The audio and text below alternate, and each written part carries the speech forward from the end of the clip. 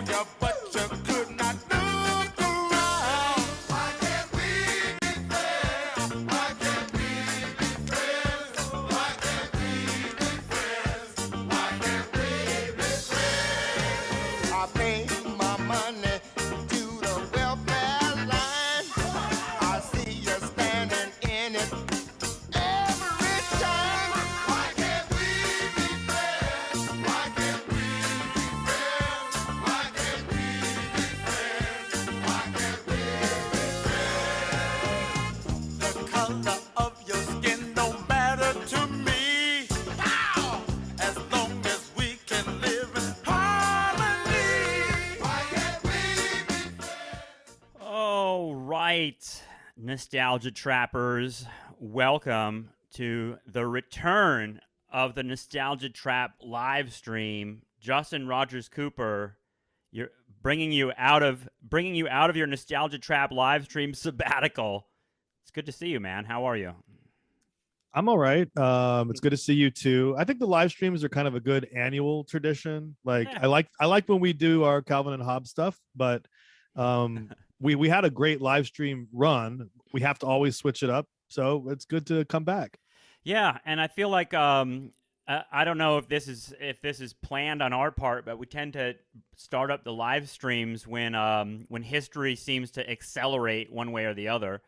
I've been thinking a lot about so you mentioned like our trilogies that we do on like Calvin and Hobbes and stuff like that, but like I've been thinking a lot about our episode a while ago on the atomic bomb. We talk if people want to go back to that, we had like I don't know, just Peter put a whole lot of like special effects on that episode. It was sort of like this was years ago. We were talking about kind of nuclear brinksmanship and the Cold War and what that looks like in the 21st century. But God, it's scary to be alive right now. And this is I guess we should say the like thing that we wanted to address most powerfully in today's live stream is Russia's invasion of Ukraine and how that has just shaken up our expectations of what the future looks like, etc. The other thing I was thinking about is our 9/11 trilogy. Last year we sat down and did 3 episodes in which we tried to figure out like 9, we call them theses, but they're really just like 9 broad observations, lessons about 9/11 20 years later, just sort of like from our perspective at that 20-year anniversary. And a couple of them that stuck out to me, I was looking back at those this morning, a couple of them, opening a century of fear and loathing. Info wars are power wars was one of them. And I think the last episode was all about sort of Children of Men, that film as a framing device. And one of our lessons was the background becomes the foreground. And looking at the images from Ukraine, which are just fucking awful, it's hard not to think about that stuff. But I think one of the other things I would lay out that might be a lesson that we didn't talk about, that the Ukraine invasion sort of reminds us, is to sort of expect the unexpected in some ways. And not only that, but the unexpected sort of side effects and repercussions of big events like this, because they're often not really visible to us in the fog of war, so to speak. So anyway, how you doing, Justin? You've sent us me and you and Andrew talk a lot on text and sort of freak out about the news together. And you've sent a lot of great screenshots. And I just want to point out to people that a lot of your screenshots are from like the Financial Times, Wall Street Journal. A lot of you read very carefully a lot of like finance journals, right? And sort of like that, the angle on that. And so maybe we can get into that with the Ukraine crisis too, because I think that's part of what people are sort of worried about, is sort of like what are the larger repercussions that we're not seeing of this. Yeah, that's a great setup, man. I think one of the reasons why we do these live shows, and that quote that's been going around lately from Lenin, who said, there are decades when nothing happens and there are weeks when decades happen. I feel like that's part of our I thought that was Phil Jackson from the Chicago Bulls that said that. I thought it was Magic Johnson. Damn it. And when you got me thinking about that 9/11 trilogy, there was a couple points that I thought were worth thinking about, if not going into detail about. And that whole thesis or whatever on the kind of opening of the Century of Fear and Loathing, one of the things that we made, one of the claims that we made in that episode was that terrorism is just kind of an adjunct to more traditional struggle, and that a lot of times that traditional struggle is regime change from within, regime change from a competing state or a neighboring state. You can easily see that regime change in terms of Al-Qaeda's relationship to the Saudis. You could also see that regime change in terms of the U.S. relationship to Iraq. I think here you can see that regime change is sort of a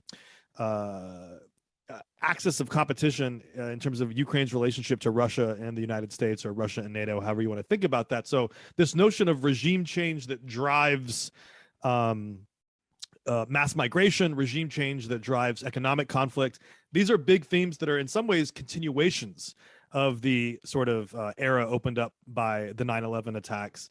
Although later, when we get perhaps into just a little bit of the sort of political economy of the present crisis, I think we might speculate on the ways that in some ways this current moment marks in some ways a definitive break with the political economy of the 9/11 era in ways that are somewhat interesting. The other thing that I thought was worth just mentioning from that 9/11 trilogy was that fifth thesis that was trying to get people to think about those missing 28 pages and the recovery of those 28 pages from the 9/11 Commission report, because one of the kind of lessons that came out of that was, or not one of the lessons, but one of the speculations that came out of that was this way to try to identify this very tense relationship between the United States and Saudi Arabia. And that relationship is becoming fraught during the Biden administration, and was fraught before the Ukraine, and continues to fray daily in terms of the Saudis' refusal to increase oil output and the refusal for the Saudi crown prince to even take a phone call from a United States president. Yeah, you sent a screenshot that I turned into a tweet, which often happens. Justin is the ghostwriter of some of the tweets that especially have to do with political economy. But one of the things that you sent earlier this week, or maybe it was last week, about Saudi Arabia was like, and the tweet I basically reduced down to into Twitter language was that Biden goes to the Saudis for help with gas prices, and the Saudis say, yeah, help us kill people in Yemen and help us get away with war crimes, and particularly give immunity to MBS for killing a Washington Post journalist. And so it was like this kind of quid pro quo thing. The way I think often we see this stuff is it's just like, these are like meetings on The Sopranos. This is like gangster shit. You know what I mean? Like, help us get away with murdering people, essentially. I mean, that's what they're saying. And you can get your help on gas prices. It puts the United States, this is something that not just we, but people have been talking about since 9/11 brought it to, like, I think, mass public attention, is the relationship between the United States and Saudi Arabia. But what you're saying is that it's a shitty relationship right now. And that's something that's really, we just did this episode about Syriana, and just how, and Syriana doesn't really exactly name Saudi Arabia in that movie, but it's pretty clear that that's the analog. But it's sort of like, this feels like the end of an era when it comes to U.S.-Saudi relations. And when you think about that, it seems like it has to do with China, and then has to do with Russia. So all of that is happening at a rate seemingly faster than any of us anticipated. Yeah, and that becomes also an interesting way to talk about the continuities and discontinuities between this current moment and 9/11. If you go back to the Bush-Bandar relationship after 9/11 and this sense of mutual protection and two dogs in the same fight, it's no longer that. And part of what makes that possible, and part of what makes the United States able to hold its own gangster position at the table of gangsters, is that U.S. oil production that started climbing because of fracking and other reasons during the Obama era remains an area where the U.S. could always increase production. And so that ability for the U.S. to theoretically, although it hasn't really been doing it, but theoretically tap its own reserves, that idea that we can just go back to a cheap fossil fuel, dig it out of the ground in an emergency on the North American continent, that has given the U.S. a weird kind of liberal moral leverage against MBS and sort of his holding Ukraine and Yemen hostage to his own immunity under international law from the Khashoggi murder, which is just outright fascinating. And what you call attention to is a very transactional nature of the gangster at the table relationship, which no longer feels at a minimum like the sort of long-term strategic alliance that happened when FDR went there during and after the war.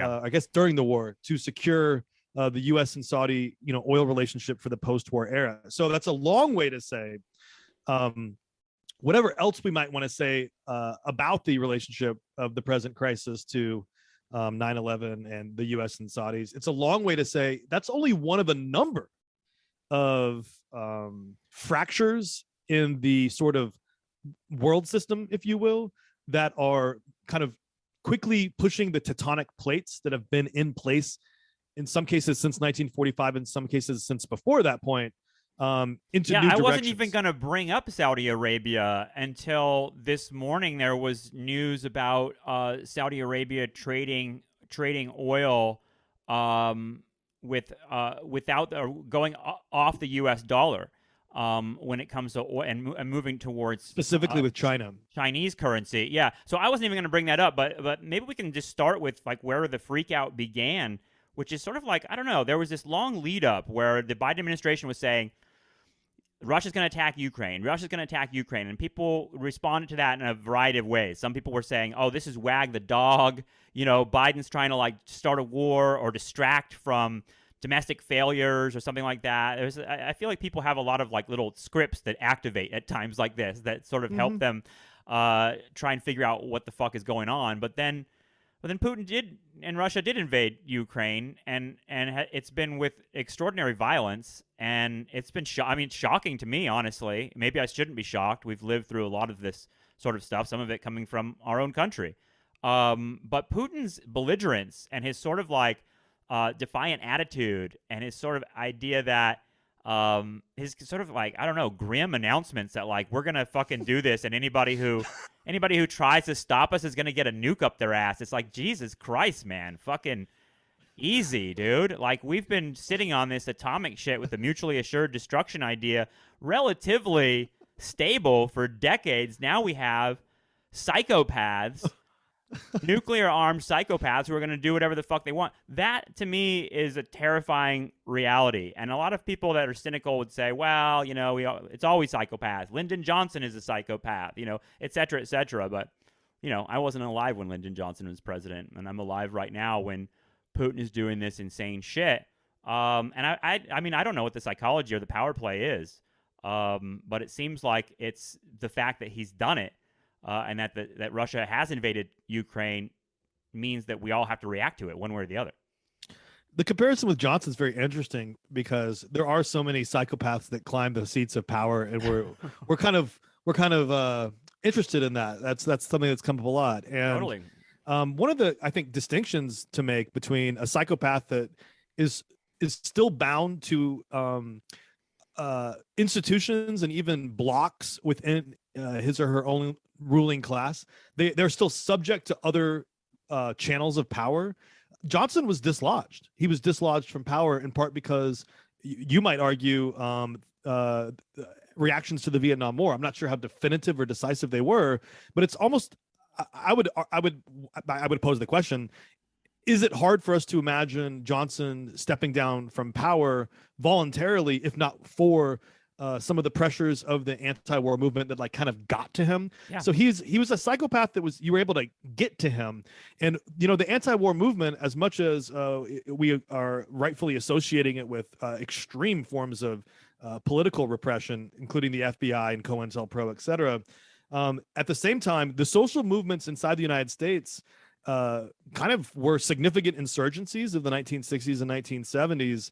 And although they were unable to stop some of the kind of madness of U.S. imperial power, and there are ways in which, the assassination of someone like King or Malcolm X resembles some of, Putin's assassinations of journalists and other rivals for power over the years, and his subjection of dissidents like Navalny to incarceration. You can see similar forms of repression at work, but when you bring up the grim Putin, which I love that adjective you used, when you bring up Putin in comparison with a psychopath like Johnson, you can see that the United States faced significant domestic conflict as a result of its imperial actions, where, you know, if you look to Russia, they are doing their best to contain the dissidents that are active there, and the sort of folks that are still trying to or were trying to form democratic institutions and, you know, conduct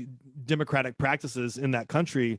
But you can see that there's some lack of check around Putin that makes words like authoritarian or dictatorship much more easily to roll off the tongue in comparison with the U.S. and even its imperial or executive presidency.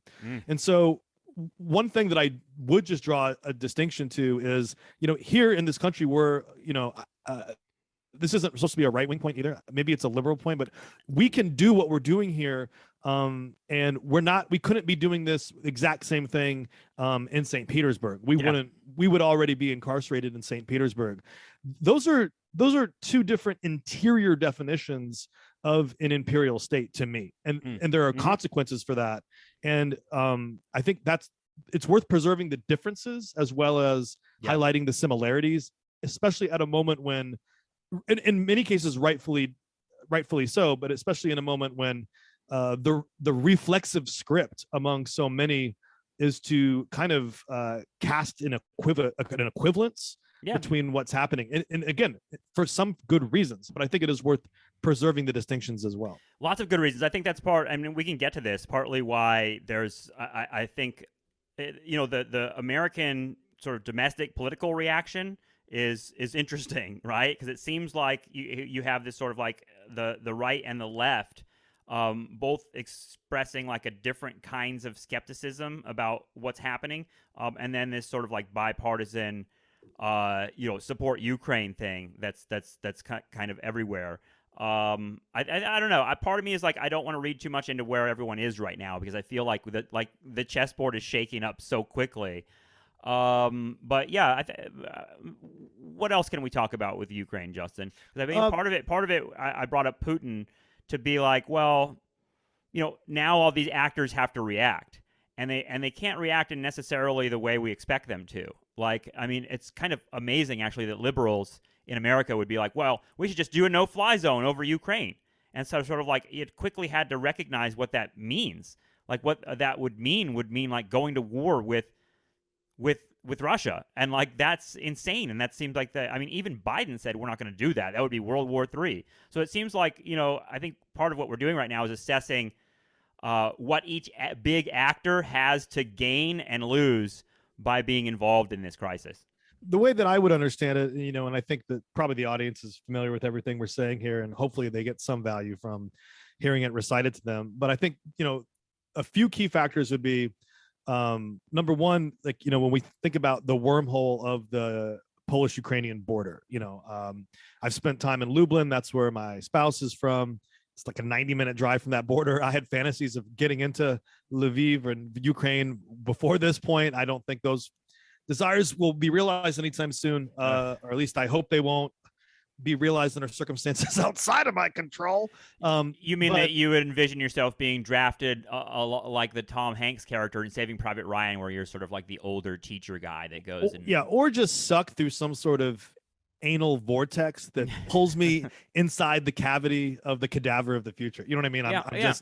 I'm you know, so that's one thing is, you know, that border in the supply chain or supply line that's going from like the NATO countries into Kiev that Russia is, you know, already bombing and threatening to bomb, the errant bomb, the mistake of judgment, the loose missile from any side, I think shows an opening that, however fractional of a possibility, that is the opening to like a cascading set of potential escalations in this conflict that you just cited as the reason why there's not a no-fly zone. And let the record also show that it's a large number of Republican voters still want a no-fly zone. So right, it's not just liberals. I think that's important to point out. Yeah, and you know, we should also like pay attention to some of the polling in Eastern Europe. So NATO, as we know, is itself riven with some contradiction, and the eastern and western sides of it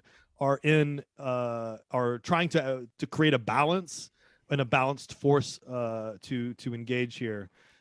That's worth pointing out. It's worth pausing on that, just because, as you say, the consequences of a direct confrontation is probably either Russia loses quicker or it goes nuclear. Well, Russia even said, I mean, that we'll attack weapons convoys if you're trying to send weapons in here. So I mean, there's a lot of like really sort of like threatening talk from Russia about like how far they're willing to go to take this territory and why they're doing it, etc. I wonder what you think about sort of the U.S. position here, and the sort of a lot of people bringing up like the sort of history of U.S. imperialism, the war in Iraq. Is sort of like, is the United States on shaky moral ground for having for having anything to say about what Russia is doing in Ukraine? What do we think about that? Because that's something that I've seen a lot. People seem to care a lot about the moral ground as nations conduct their behavior. And so because people care, and to the extent that that is an element in how conflict unfolds, although I don't perceive it as the decisive element, simply because almost all national populations tend to support their country in times of war, meaning the emotional effects. Like look inside of Russia, look inside of Ukraine, look inside of Poland, and then go back into most wars in history. You can have countries that are split. Anyway, the point that I'm making here is, to the extent that the moral reality is relevant beyond an intellectual class, right? You know what I mean? Because this seems to be largely a conversation among intellectuals and not among populations. Well, but also, I don't know. Like, I just a lot of stuff I see on social media that's just kind of like, you're probably right. Pointing out, right. I don't know. I guess pointing out hypocrisy. It's a thing. It's a way for me to build up to say, yeah, of course. I mean, right. Of course it matters. And like for me, one of the decisive elements, if you follow that thread and care to go down it, one of the decisive moments for me is Obama saying we're not going to charge Bush and Cheney with war crimes. Right. The failure of the United States to hold its own people accountable matters a great deal, and it's an enormous contradistinction to the reaction to January 6th. So the Attorney General is prepared, and the FBI are prepared to charge people with crimes against the state for an incident, and the conspiracies involving the 2020 election. Those things are all of a sudden being litigated. Now, if you step back to the war in Iraq and the war in Afghanistan and say, how does this exist under international law? And at what point do U.S. institutions and offices of power start to hold individuals and other offices of power accountable for war crimes and crimes against humanity? Well, why did Obama make the decision that he did? And how the hell did he make it like that? And then also shut up the anti-war movement for 8 years. I mean, it's just an astonishing move that he made. And it gives you insight into other politics in play that Obama was part of. So the reason I'm hesitating to go down that road too much is, one, it's been very much explored online, that whole set of arguments about hypocrisy and contradiction. I think that it's sort of amazing to see the ways in which moral accusations made against Russia have not had an effect on its behavior, and also to say that the moral accusations against the U.S. behavior have not had much of an effect on its behavior historically, with some exceptions like the Vietnam War. So it's worth preserving the idea that dissenting from the moral universe that's being scripted by the Pentagon it's worth preserving the idea that is possible. But when you look at the February 2003 global protests against the Iraq war that we talked about as some of the largest synchronous protests in world history, not in my name, no blood for oil. When you go back to that moment, the whole world came together to protest what was going on in the United States and marked it as a significant violation of the values of humanity, kind of like commonly held values transnationally. There's a culture of transnational virtue and solidarity that was activated in that moment to give the middle finger to Bush, despite the majoritarian support for the war in the United States, and the protests were allowed to happen. And so I think that if you can contrast that moment with what's happening now globally, you can see, again, some sites of similarity because the outrage against Russia is not limited to the United States. And you can see some areas of distinction, which is to say, the U.S., some pockets of the U.S. population that were very anti-war in 2003 in February, if that is indeed when that huge protest happened. I thought it was the month before the invasion, which I thought was March. Yeah, February. Yep. So if that's, to what extent do you see, a population inside the United States in the streets saying some version of no blood for oil in relationship to Ukraine? So I'm just saying that there are very interesting ways to compare and contrast the two. Totally, and it's something that you and I have brought up before, and it's not just you and I. I mean, this whole program, Nostalgia Trap, for years has been tracking that long arc of like wither the anti-war movement, wither the left in America, etc. But I think part of it, and I'll speak for myself here because I've definitely participated in this language. I think coming up and as a young person through 9/11 and the war in Iraq and the Bush and Cheney years, there was a deep cynicism about America's place in the world that blew up to the point where you started using words like global hegemon. And for me, like, America is the great Satan. Like, for a long time, everything could be explained through American capitalism's manipulations of the world. And I think Russia's invasion of Ukraine has been confusing for people that view the world history through American primacy and like America as like the central or only actor. And I think that's been hard to sort of unpack for people, and certainly something for me to think about as well. And there's also, with the left, there's a history with Russia, as a very particular kind of icon of, communism, Marxism, whatever, that gets thrown in there as well. So I feel like this is just a really kind of like the Russia's invasion of Ukraine is ideologically upsetting. In the sense of it kind of rearranges how people perceive the world and how power works, etc. I mean, for instance, one of the things that made me think a lot that you sent me is like right away we were talking about like Ukraine providing a significant portion of the world's wheat, especially in Europe, and that wheat prices immediately going up. All these things like that. I mean, right now the United States is talking about inflation. The United States is talking about in the U.S., for better or worse, whether it's the war in Iraq or Russia's invasion of Ukraine, we experience this as gas prices, at least initially, and prices of other consumer items. And it seems like, in the U.S., things have been getting expensive for a while, exploded even more under COVID. But it feels like that's a central point for people also, which is, maybe that's just can't be helped that we sort of like, I don't know, get mad about world events when it hits our pocketbook. I don't know if anyone carries a pocketbook anymore, but you know what I'm saying. Yeah. It seems like that's where the Americans are at right now, is sort of bracing for a tidal wave of economic shocks. I don't know how far that's going to go. It seems like pretty profound. Yeah. Well, some of the most crazy shakeup I've seen in my life, certainly.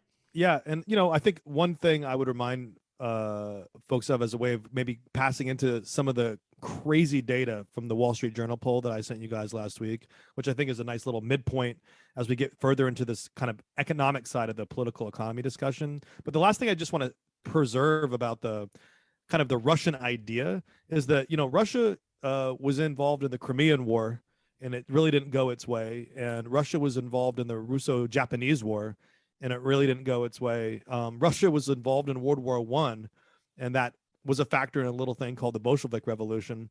And Russia was involved in Afghanistan, including regime change, and that influenced a little thing called, like perestroika and glasnost and the Soviet Union. So that's my way to say Russia's won a lot of wars that have been very meaningful, the biggest one being World War II. The decisive actor, arguably, in World War II. But Russia's also lost a lot of wars, and it's lost wars that it started. And so when you look to see what happened in, say, 1905, after the Russo-Japanese War. 1905 is a big year in Russian history. If you look at 1917, if you look at 1979, but also 1989, Russia has not only a history of imperial aggression prior to the 20th century and prior to the Cold War, like most states do that were in operation during the kind of the era of the nation state.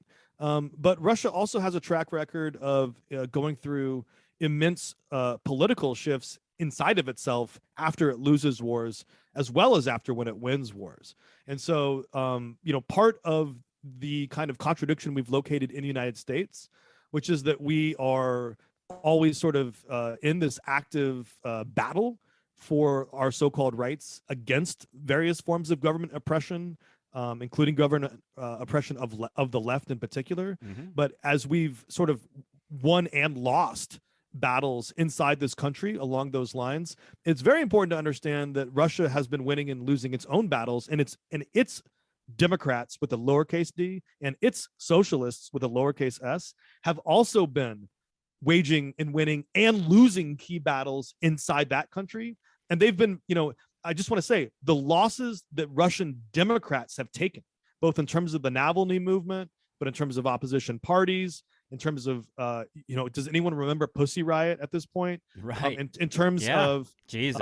in terms of it's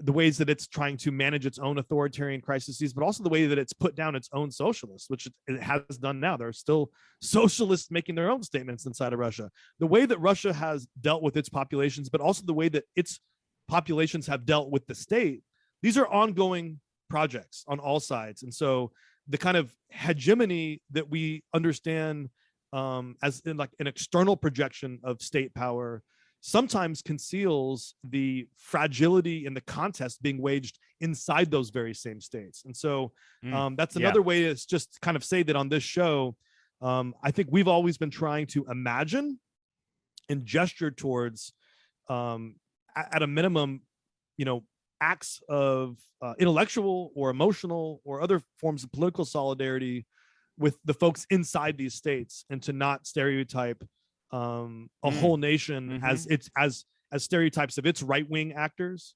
or its conservatives or Christians or Catholics or liberals or I'm glad Orthodoxes, etc. You brought that up because I'm thinking about the Russian population, and thinking about ordinary people in Russia who are looking to their government and maybe thinking, what the fuck is happening, and they're gonna feel it, and feel it economically in a way that's much deeper than Americans are feeling it. It seems like, and that's I don't know. That's something I've been thinking about a lot too, because it feels like Putin is making some kind of wager that his people can take this kind of, you know what I mean? Like these people can take this kind of deprivation while he goes on this imperial adventure in Ukraine. And it seems like there's a number of calculations that Putin has made here. I mean, one of them is what the fuck China is going to do with regards to all this. And I don't know if he's assuming that.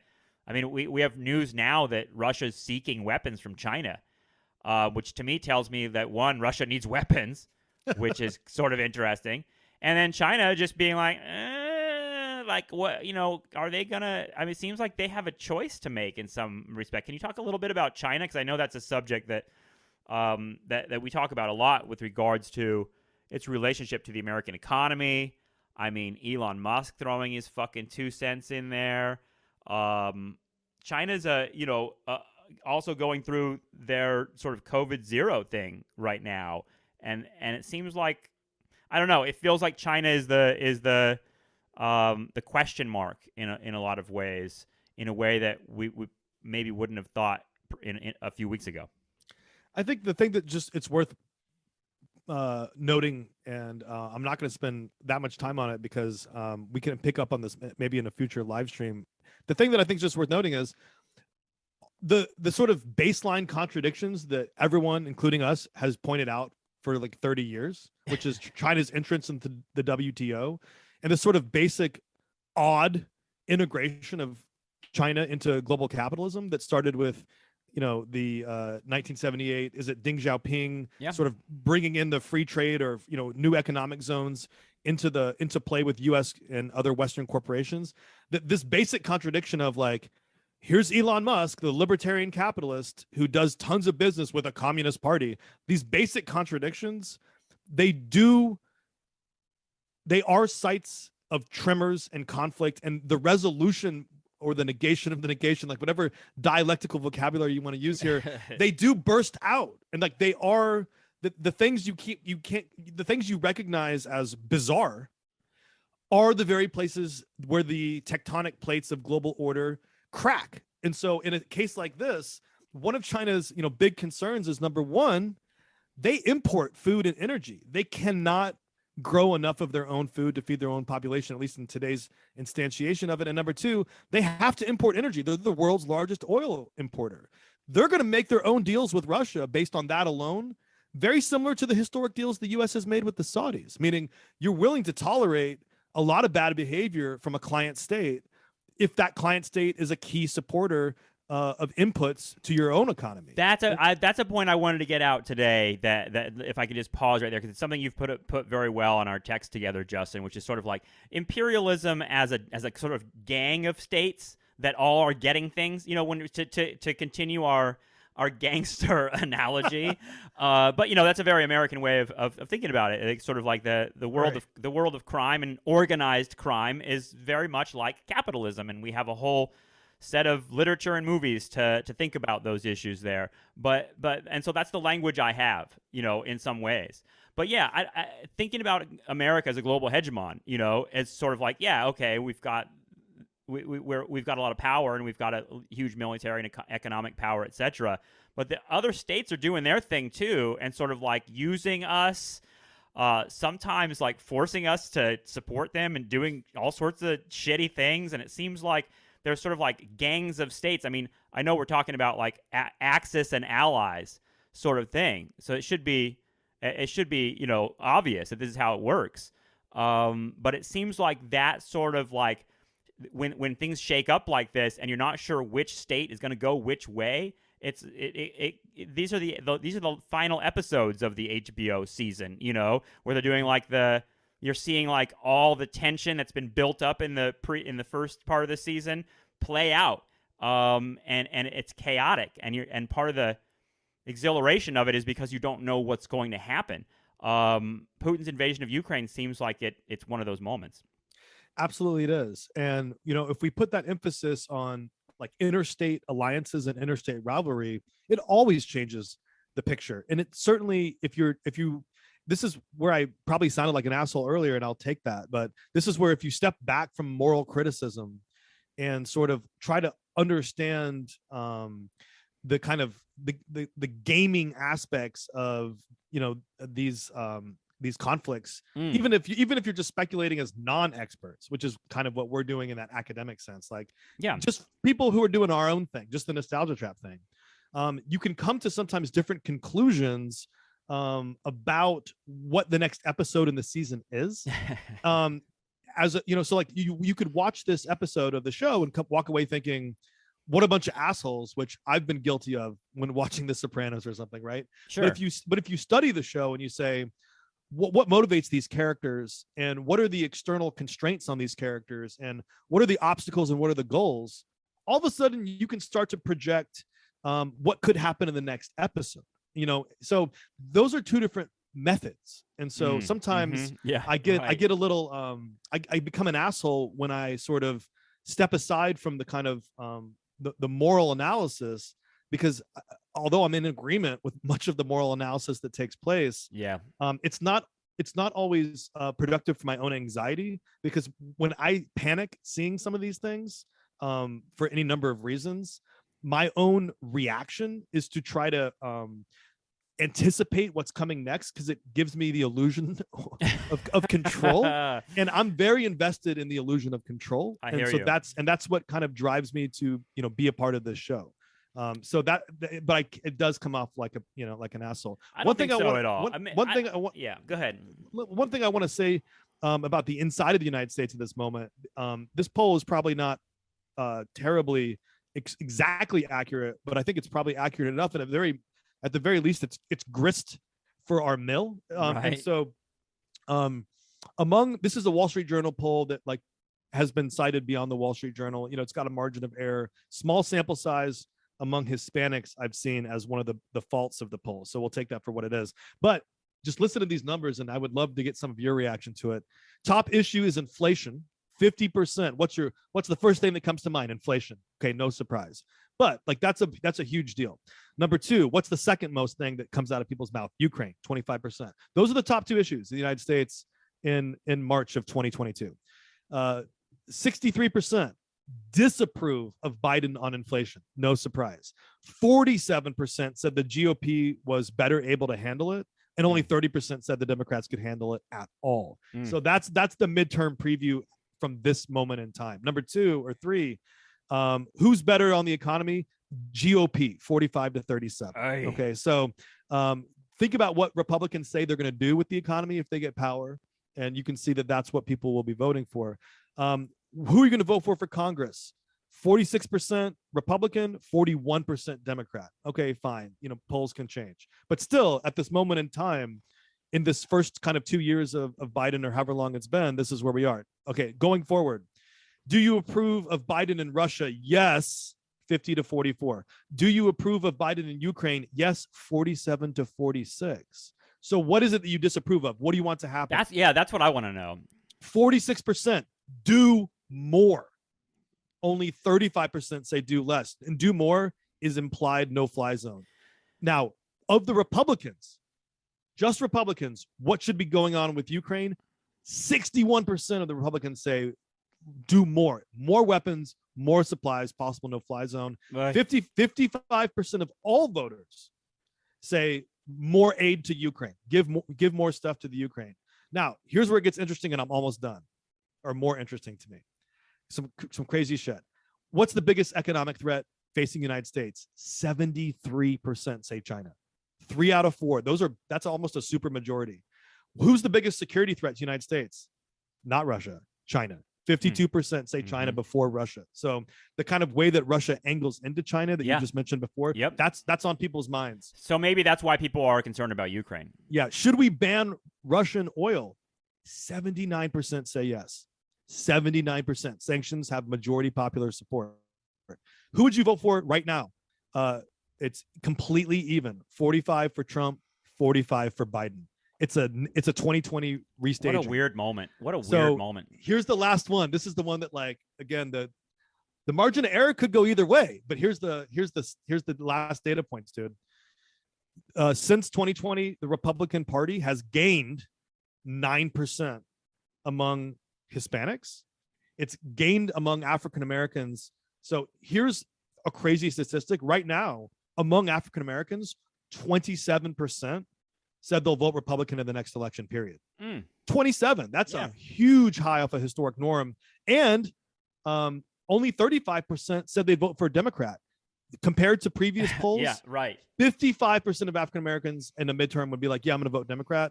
That's down to 35%. Now, you overlay that with all the culture war stuff, the anti-LGBTQ, anti-trans stuff, don't say gay, put all that into play. The critical theory, 1619, 1776, who's policing school textbooks, all the race stuff happening. And the GOP is gaining African-American potential voters during that same period. Now, before you hear me say anything totally crazy, all I'd say is that tells you how fucking over-determining economic realities are. Meaning inflation's so high that so many voters are like, fuck the culture wars. I'm going to vote for the opposition party because I'll do fucking anything to stop the prices from climbing. That's my personal theory. I'm sure there's people that would argue, I don't know what political side they'd be on, that some of this is anti-woke, quote unquote, sentiment. Yeah, definitely. Coming through independence. I think people would definitely argue that too. But not just white independence. It's somehow. That's what I was sort of like wondering what your vision of like what MAGA, is up to right now. Like where that world seems like it's like sort of, still there and powerful and dormant, maybe like the beast is asleep. But like what's the MAGA take on Ukraine? I feel like it's just, there's so much like mind melted fucking insane robot shit going on over there. That who knows? But it seems like it's part of, I don't know, this moment with Ukraine has seems like it's I don't know, dropped into a political and social landscape that has that's all scrambled up now in one way or the other. I feel like everyone's grabbing for a narrative. That's right. So like the United States, which is split by these party, divisions and like party ideologies, in which in some ways the far right and the far left are becoming marginalized as significant political actors, and we'll see how they each try to reclaim actual power as opposed to. I mean, where's the squad on Ukraine? Right, they're right in line with everyone else, right? I mean, Bernie. I don't think so. I think the squad voted against the economic package to Ukraine last week or the week before, along with a lot of members of the far right, like the Lauren. What's her name? Bobart?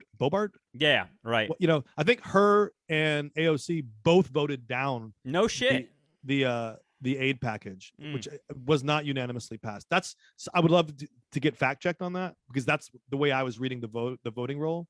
But I would just say the country that's split by party ideology, which is kind of is one thing, but the parties themselves are split. And so, as you know, Tucker Carlson is spinning his wheels about Ukraine and Russia in one direction. As you know, there's a lot of white supremacist sympathy for Putin, who's seen as a legitimate white supremacist unifying figure in a lot of far right circles. And you have, but wait, there's Nazis in Ukraine too, Justin. That's what I've heard a lot. Is that the United States is supporting Nazis when they support Ukraine. Yeah, well, yeah, all 2,000 of them in a country of 40 million. But I take the visually and symbolically. Okay, there's also Nazis in Russia. Isn't it incredible though? Like, there's more Nazis in the United States probably than Ukraine, though. I would just put that out there. The story thing fascinates me, and we'll get very nostalgia trap with it, But the idea of like when something like this happens, we're immediately like, well, what do we say? World War III? World War III? Is this World War III? Hashtag World War III. Who is Hitler? Who is Hitler today? Which one is Hitler? Which one are the Nazis? And the idea, I mean, to me, like, I remember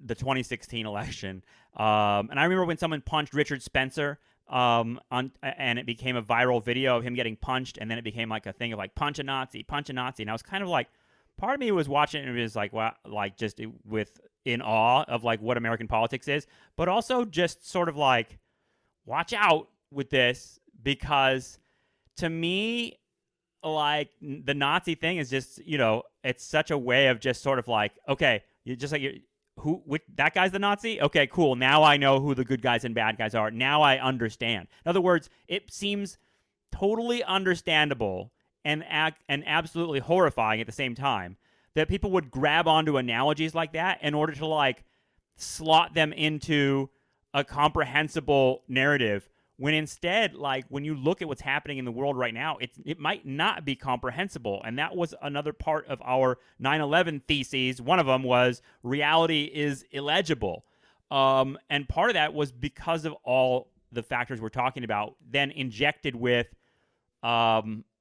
social media and misinformation and nonstop media streams in the face of everyone on Earth. All of that seems like it contributes to some of the chaos. And so, you're grabbing for Nazis, you're grabbing for Hitler, you're grabbing for World War III, because it's the only way to sort of like, I don't know, make a story that makes sense. And that's scary to me. I agree. I think that's really well said. And what I would say to that, and I think maybe this can push us into like our final 5 to 8 minutes here. Sure.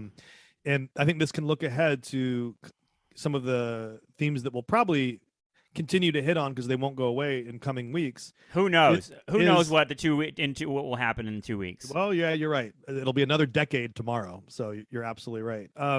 Is part of what I think is important is that the fact that in 2022 everyone's fighting about whose Nazis are whose is also, it's not just a way, and I agree with you, but it's not just a way to cast a moral fiction that's easily identifiable and understandable for people that can't contain the complexities of the actual situation. And it's not to dismiss the presence of actual Nazis and white supremacists. No, it's not. Yeah, but this idea we have that shit in our own county, dude. We have dudes like the last 3 weeks have been like dropping these banners I've been sending you That's never happened in our county, that like groups of white supremacists are dropping banners over the freeway that say the 14 words on and all this shit.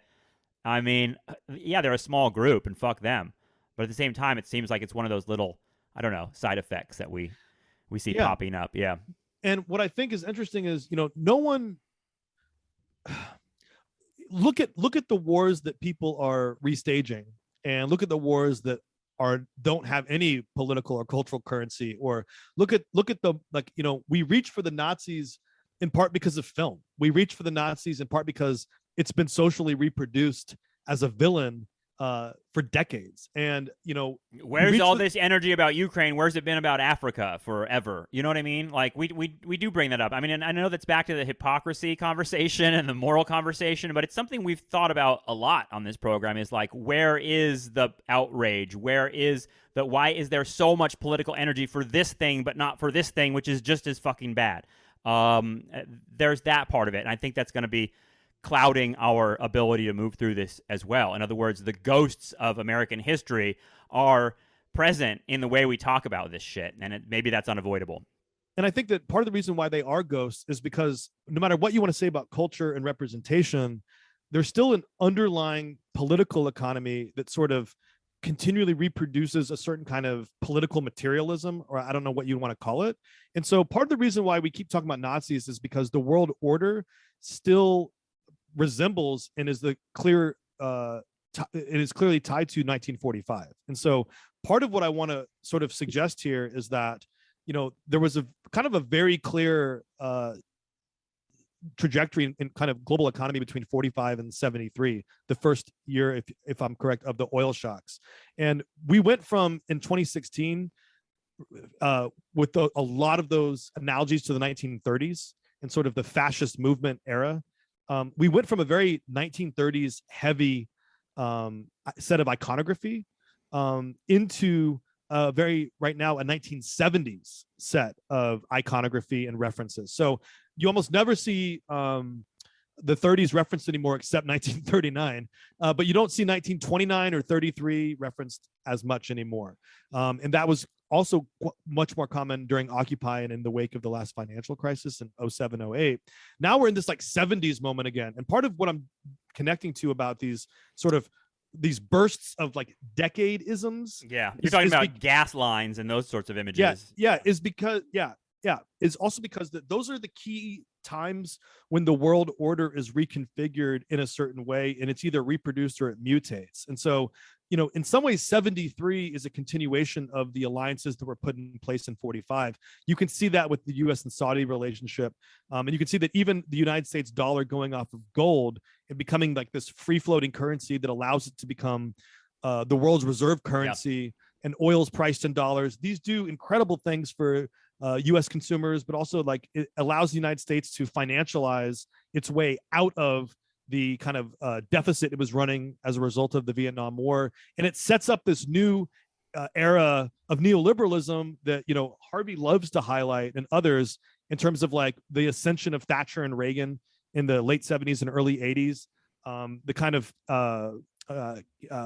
fear city aspect of New York City that then becomes remade in the 80s and 90s. And we've spoken about, on this show a number of times, both, economically and culturally. But the reason I'm bringing that up is because in many ways, 9/11 and the response by central banks to 9/11, the response by central banks to the financial crisis of 07, 08, these are all moments where the kind of the basic political economy of the planet was geared towards globalization. Corporations were becoming more and more powerful as their transnational forms. All of those things that in the 1970s set in motion the rise of Silicon Valley. And now you have these US tech firms sort of dominating the global landscape all over the world. I hear the Californication song playing in my head. Right. And so what I want to just kind of conclude on as a sort of marking point for future conversation is the high inflation we're seeing now that's reminiscent of the 1970s isn't just a coincidence. It's a signal to us that the era of neoliberalism that we associate as having risen out of the 70s is trimmering. And one of the things that reinforces that is the political shockwaves and the economic shockwaves that are reverberating against one another, and that we're entering into another historical moment and we can say that about any number of things, but you really know it's happening, as you said earlier, when the states in the middle of the world system, the peripheral states, Yeah. but also the states that are like the B team, like the Saudis, or even, those I don't want to say those side characters, those the client states, yeah, the those unaligned weird states. those weird like side characters on Sopranos and The Wire that you're not sure which way they're gonna go because Sometimes they're they're kind of shady. Sometimes they're good. Libya certainly played that role for the United States for years. Sometimes and years. they become main characters, and sometimes they die off. And so we're at this moment where, because of, in some ways, politics, not just economics, not just COVID, but in some ways, because of politics, we have an inflation crisis that probably can't really be managed by the central banks. And it's the first time that's happened in decades, because they were able to manage 70s inflation. They did it through deals with countries like Saudi Arabia. Is this the end of globalization? Is this the end of? I mean, what I hear from you is not the end of globalization. What I'm hearing from you instead is that we're at a moment of extreme uncertainty about a global system that's been in place for decades, and one that, America's been the hegemon and has benefited from, probably more than a lot of other states, but is also has also been a force for some sort of stability for that American system. That seems like, I don't know. Is it a narrative of American decline in terms of influence that we're looking at, or is it the other way? It's too soon to tell. Yeah. But what I would say is the basic foundation of global economic order is being contested, and one of the things to watch out for is if China ends up facing additional sanctions because of its support on Russia. The Teslas of the world. Weird though for China to stand up and be like, "We're with Russia, and we're fucking gonna give them weapons." And not if they think that they can make an investment in a future that's run by them, or in which they have more power over the world system. I mean, if history is any guide, it seems like superpowers always try to find a way to have it all ways. You know what I mean? Like, it seems like that's what they want, is to kind of have it all ways. And we'll see I mean, I think that, none of us are predicting the future here. In part, what we're saying is the future is totally unpredictable. Yeah, but this is a moment of crack up. Yeah. And so I think that's one reason to do another live show sometime, David. Well, thanks, Justin. This was fun. I mean, it's sort of it's sort of, I don't know. It's weird. It's weird to see like Time magazine covers that like show like, some horrible scene in Ukraine, and it says like history comes back. I don't know if you've seen stuff like that, but like the sort of like the idea, it's again a sort of like, very Eurocentric sort of notion in some ways, because it seems like history has been happening all over the world, right. And I think we're going to have to sort of get over that sort of, I don't know, that sort of narrativizing and see clearly. I think for me, and this is why we'll have to check in again with you, Justin, it seems like, Americans are going to experience this through economic shocks that we're all going to interpret it with our own sort of politics, if that makes sense, right? So in other words, the question is, gas prices are $8 a gallon. What's your explanation for that? And your explanation for that is sort of like, an indication of what camp you're going to fall into in this new order, because it seems like understanding that is part of understanding the global system. I mean, as far as I understand it right now, oil is less than $100 a barrel, and yet gas prices here in California are still at like $6 or $7. And I think you explained to me at some point that like there's a lot that's going on with like buybacks and money that is going to shareholders rather than dumped into building infrastructure and green energy and all that sort of thing. So, I mean, there are a million tentacles to that, and we could talk forever about it. But let's do another one because I feel like there are I don't know. For me, there are so many moving parts to this that it's fun to sit down with you every couple of weeks and shake them out. So thank you, Justin. Thank you. It's always fun to talk to you. See you next time. Bye.